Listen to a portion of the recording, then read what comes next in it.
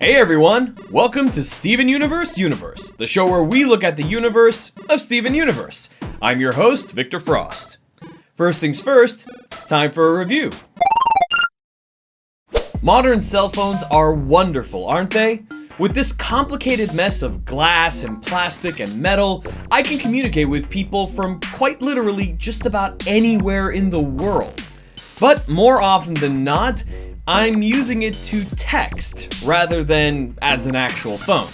Symptom of my generation, I guess.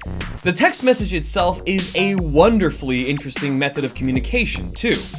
Precise when you need it, nearly instantaneous, perfect message transmission, and providing a record of what was sent and received. This record is what allows text to be used as a modern storytelling medium and mechanism.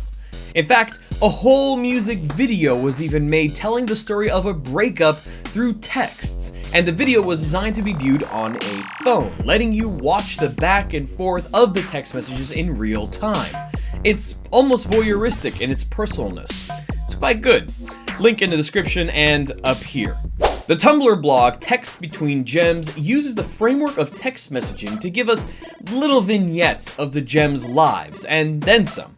Doing some things like letting Ruby and Sapphire text each other, having Lapis and Jasper text Steven and the others through one phone number but each having a distinctive and easily distinguishable voice, and even bringing Yellow Diamond into the mix in a very bro kind of way. Each post is like its own little self-contained joke, often tying into the most recent episode. So, what's the verdict? I'm giving it 4 out of 5 Stevens. It's funny and creative, but it lacks that certain something that could really elevate it to being awesome. Just about every post will make you chuckle, so it's definitely worth following.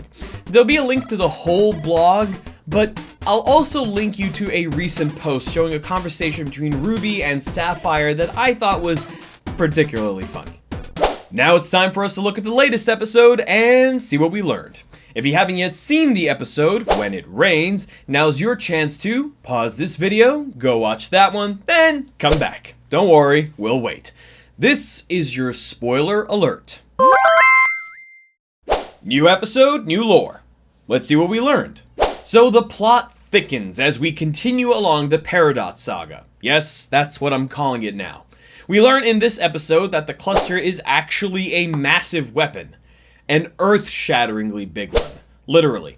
And perhaps the most important detail is that all of this was set into motion before the war.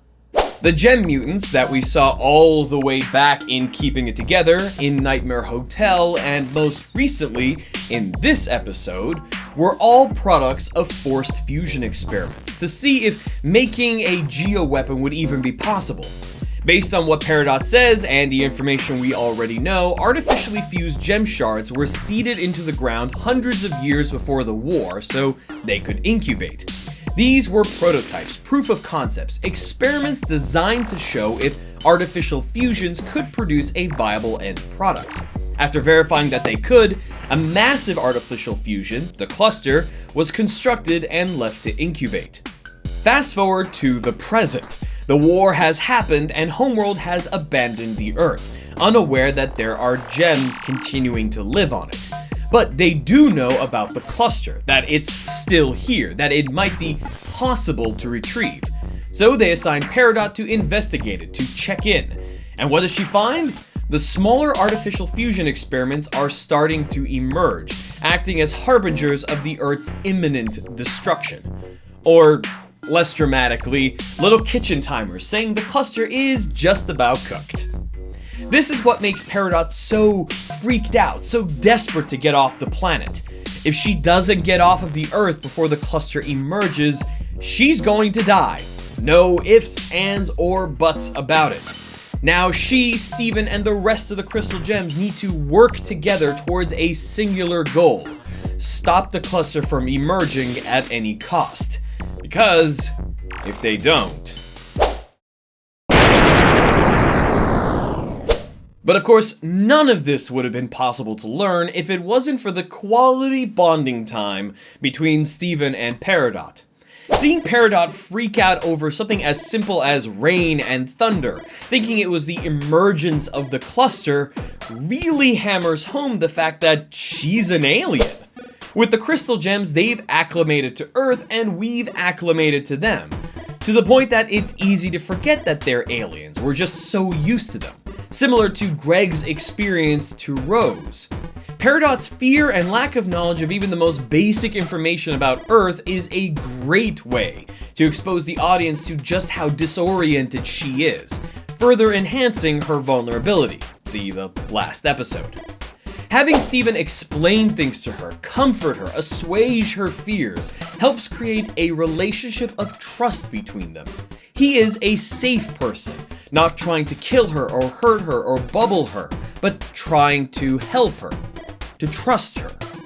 This transition from her weary pensiveness into trusting Steven enough to share with him information about the cluster, really her only bargaining chip for her safety, was really well done. A lot of times the show has to move fast just to deal with the amount of time they have to work with, which is not much. But they actually take the time to slow down as Peridot takes this leap. The action slows, the camera coming in really close to bring us into the moment. We're drawn into the quiet, only to have the intimacy of the moment and her shift in mentality underscored by the music. It starts off gentle, fragile like her as she reaches out, then swells as she steps through both the literal and emotional threshold, her trust in Steven blossoming. It's a very warm moment in the cold rain. That trust, that believing in Steven, is what leads to Peridot accepting the cooperation of the crystal gems in dealing with this crisis. Well, that along with the obvious mortal danger of being swarmed by fusion monsters. Still, we should note that Peridot still hasn't manifested her gem weapon. I wonder if, being what looks like a tech class gem, she even knows how to manifest it, or if she has just in this entire time relied on her limb enhancers. And that's what we learned this time on Steven Universe Universe. Join us next week as we look at the episode Back to the Barn. I'm Victor Frost, and I'll see you next time on Steven Universe Universe.